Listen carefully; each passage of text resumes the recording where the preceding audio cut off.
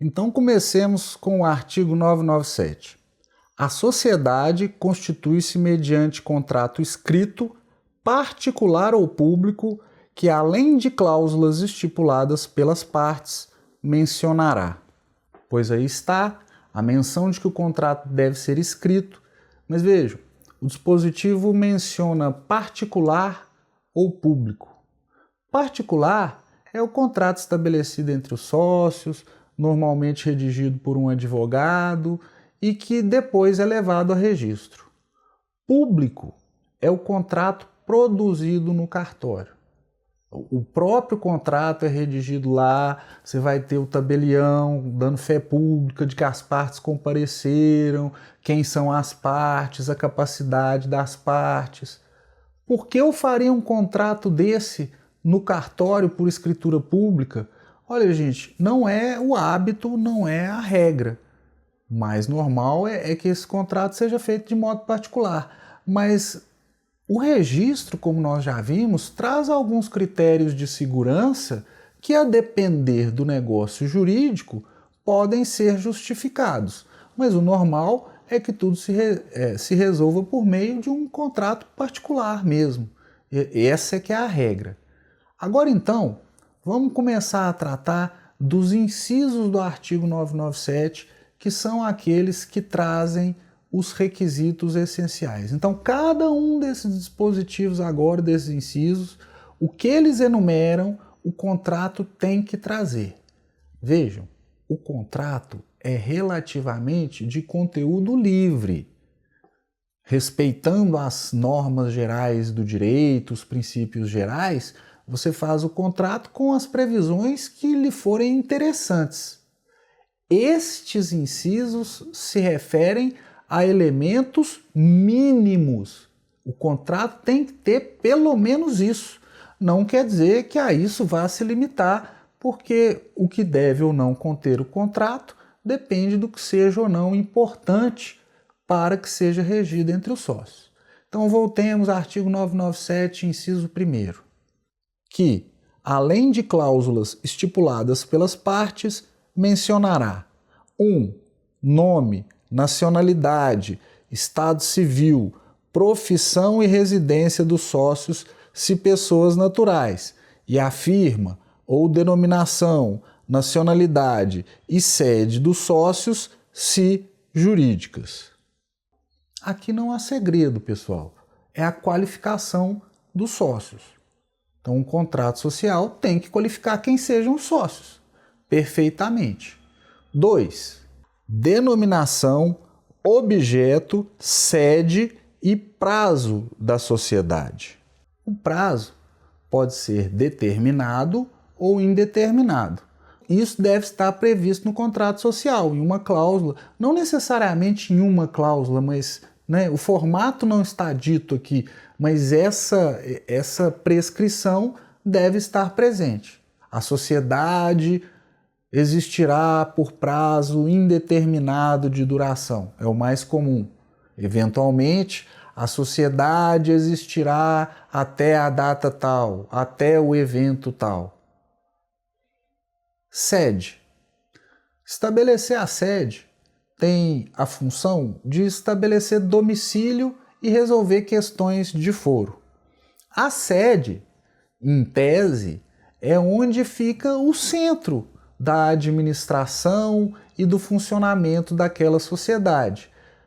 Vai ter uma cláusula dizendo: esta sociedade tem sede, e aí o pessoal não coloca nem a sede, já cita logo o endereço, né? Onde é o endereço para determinar o quê?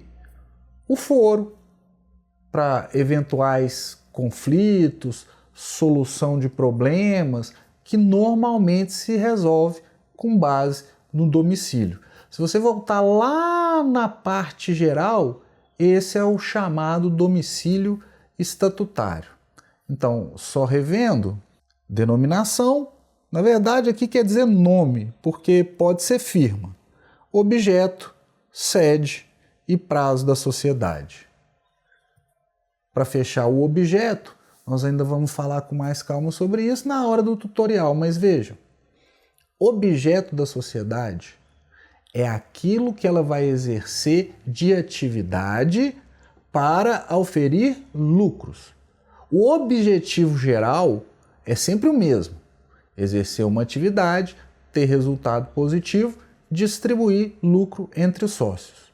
O objeto é aquilo que se fará com a finalidade de auferir esses lucros que serão distribuídos entre os sócios. Inciso 3º. Capital da sociedade expresso em moeda corrente, podendo compreender qualquer espécie de bens suscetíveis de avaliação pecuniária. Turma, capital social. O capital social vai estar numa cláusula do contrato social. A cláusula vai dizer: o capital social tem o valor de tanto. E depois, nas outras cláusulas, ou até na mesma, vai se detalhar como que cada sócio vai contribuir para formar esse capital.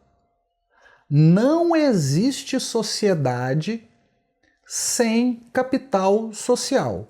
E agora veja o que eu vou dizer aqui, que é muito importante. O capital, ele está numa cláusula do contrato.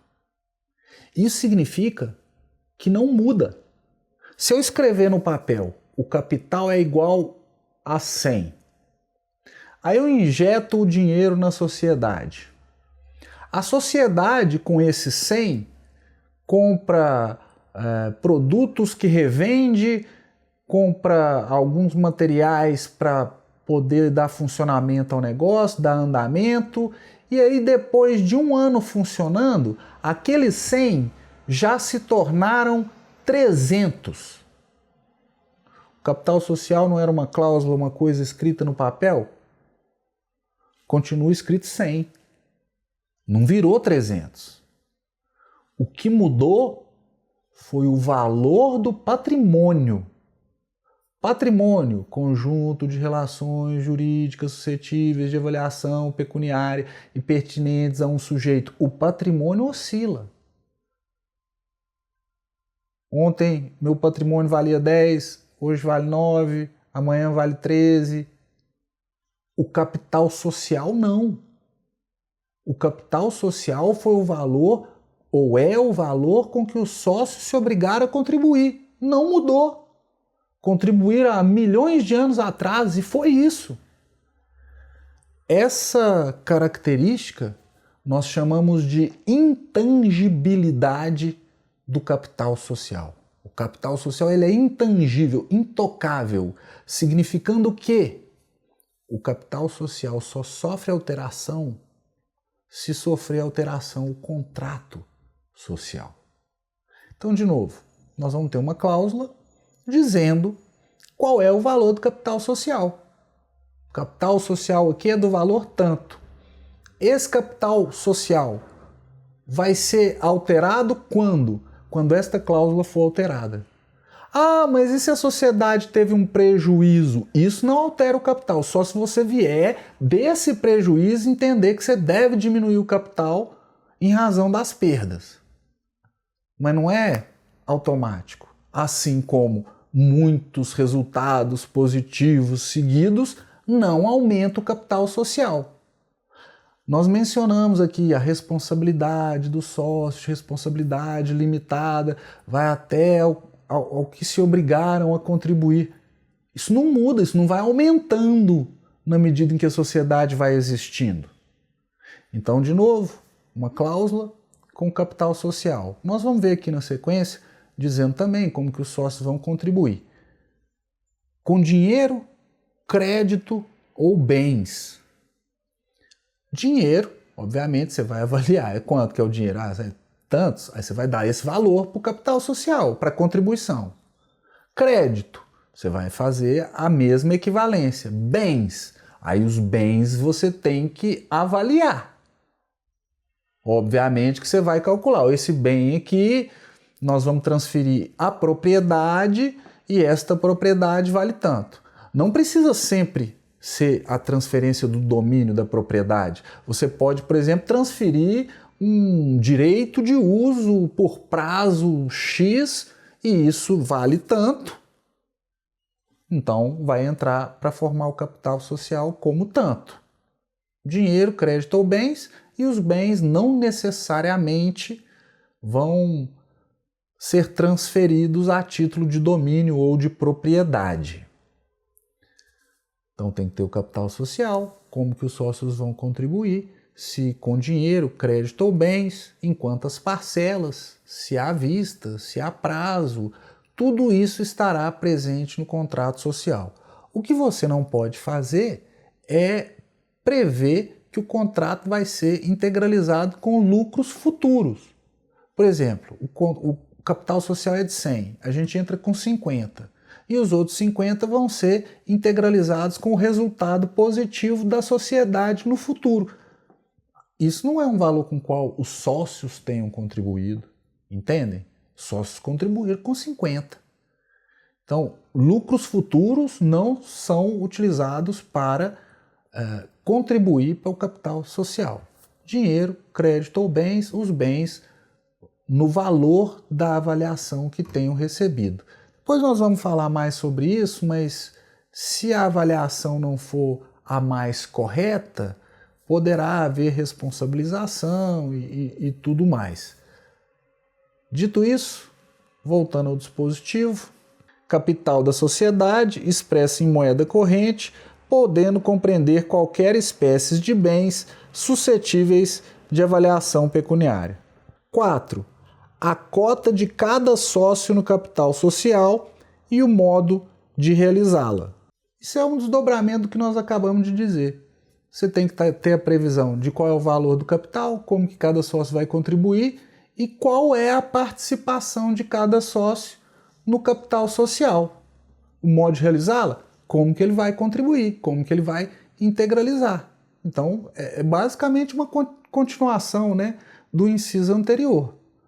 Você tem que dizer qual é o valor do capital, com quanto cada sócio contribui, de que modo essa contribuição será feita e qual a participação dele. Normalmente, gente, a participação também vai determinar o percentual de distribuição de lucros.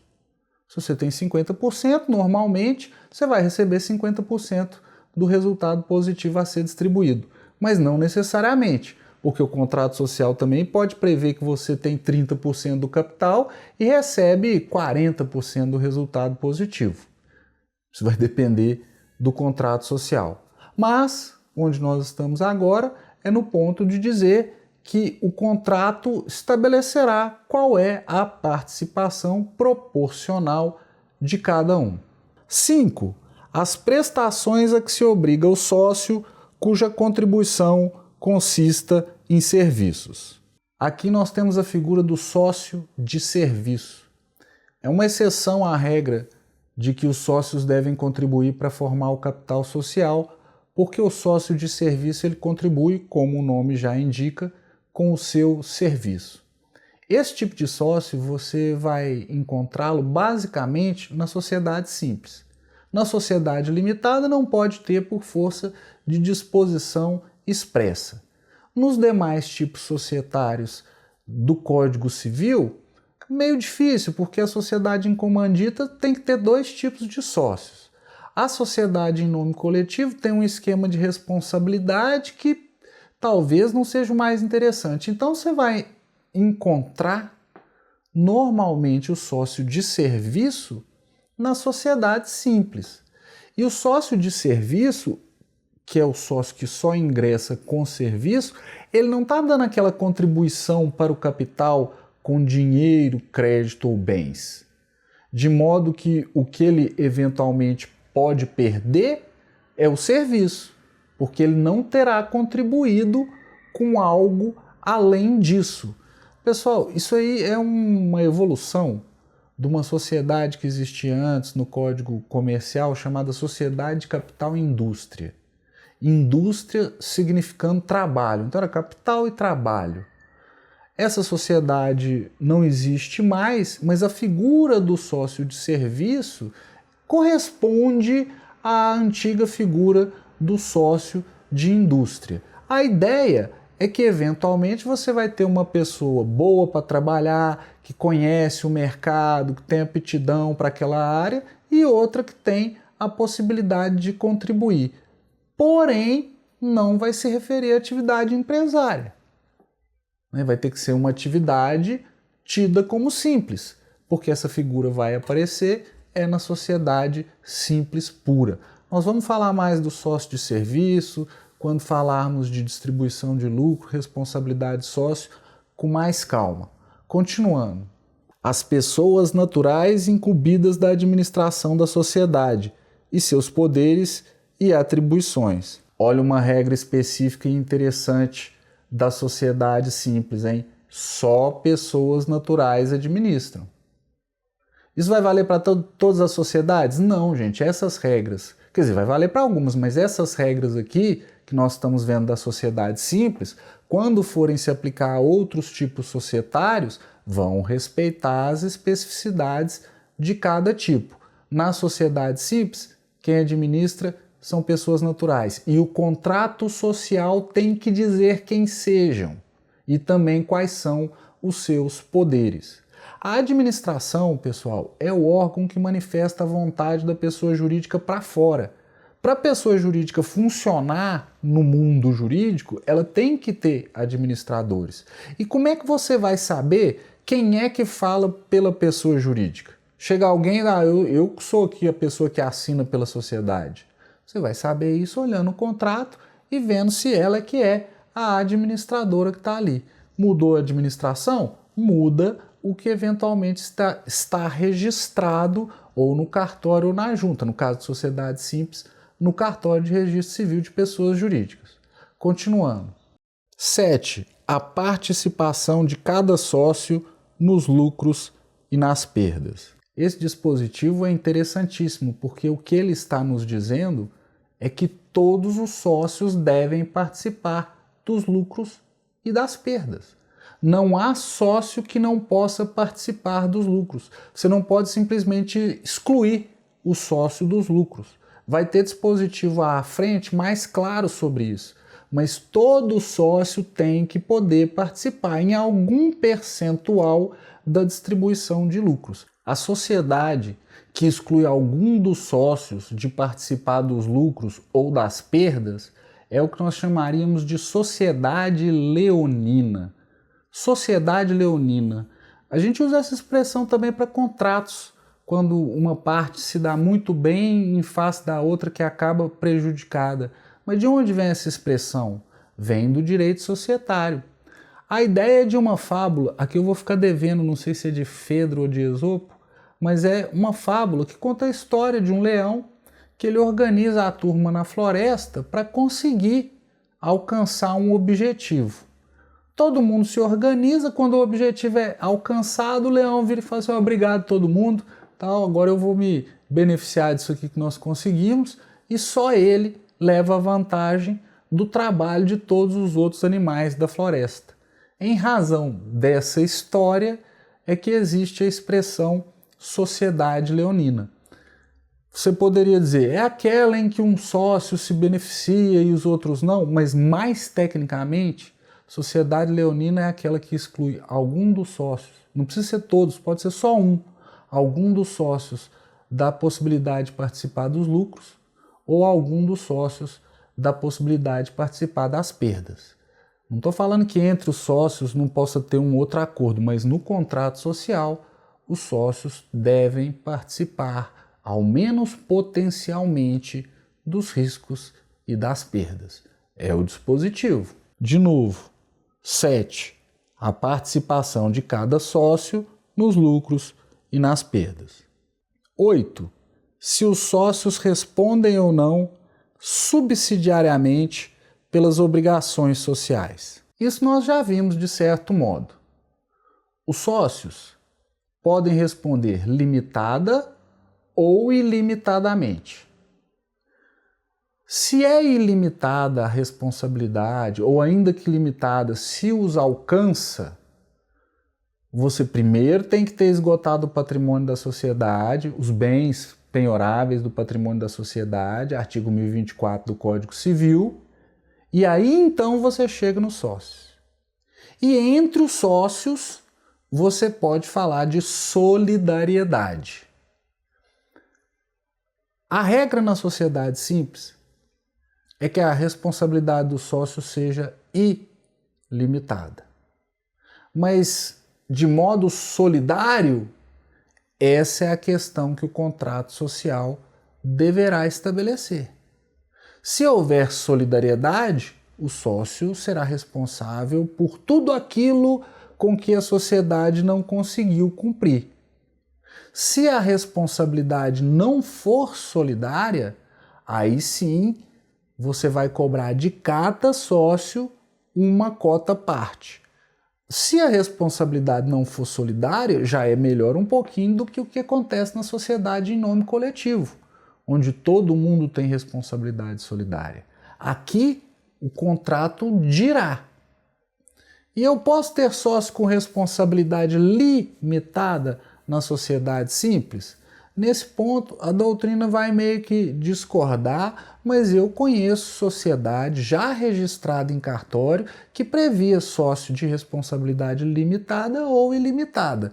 Na doutrina, você vai encontrar que na sociedade simples a responsabilidade é ilimitada, podendo, quando chegar aos sócios, ser solidário ou não, a depender do disposto no contrato social. Para fechar o contrato, parágrafo único. É ineficaz em relação a terceiros qualquer pacto separado contrário ao disposto no instrumento do contrato. Pacto em separado. Você tem o contrato social, reduzido a escrito, com essas regras essenciais. Algumas regras que os sócios queiram estabelecer, ou porque querem alterar com maior flexibilidade e não querem se submeter ao quórum para alteração de contrato, ou porque talvez não queiram que as pessoas conheçam, são estabelecidos em atos em separado. Ato em separado é porque não está no contrato. Nós fazemos um contrato, estabelecemos a responsabilidade, aí num outro documento nós estabelecemos o seguinte: se eu tiver que pagar, você, que é o outro sócio, me paga. Isso é um ato em separado. O que a lei está dizendo aqui? O ato em separado que não está registrado, ele só existe entre os sócios, ou que seja contrário ao contrato social, não vai atingir terceiros. Não vai atingir terceiros. Agora, gente, isso não quer dizer que ato em separado seja ilícito ou que não deva ser, ou que não seja conhecido. Por exemplo, você pode colocar na cláusula da administração, ao invés de dizer o nome do administrador, a previsão de que o administrador será nomeado por ato em separado. Aí é claro, né, quando você vai registrar o contrato, já tem que ir junto o ato em separado nomeando o administrador. Mas não é o contrato. Que diferença faz? Quórum para mudar contrato é diferente do quórum para mudar ato em separado. Então, se o administrador está indicado em ato separado, é mais fácil alterar quem seja. Bom, então para fechar esse ponto, ato em separado é um acordo, algumas cláusulas que não estão no contrato. Isso vincula terceiros? Se for contrário ao contrato ou se não for registrado por não ser público, não vincula. Ah, mas tem algum jeito do ato em separado vincular? Tem, claro, atingir terceiros? Tem, desde que, de acordo com o contrato, tenha previsão no mesmo e esteja no registro. Aí a mesma pessoa que foi lá querendo ter acesso ao contrato social para saber do que se trata, vai ter acesso ao ato em separado. Mas isso, pessoal, pelo menos até aqui, meu objetivo, como eu disse, era só o de passar pelos dispositivos e mencionar as questões que os envolvem. Na sequência, nós vamos aprofundar muito mais, também fazendo uso de instrução normativa do DREI, para então pensarmos no texto das cláusulas que tem que prever essas regras do artigo 997. Nesse material introdutório, eu acho que nós já cumprimos a finalidade de apresentar o artigo 997 Então nós ficamos por aqui, pessoal. Um abraço e até a próxima.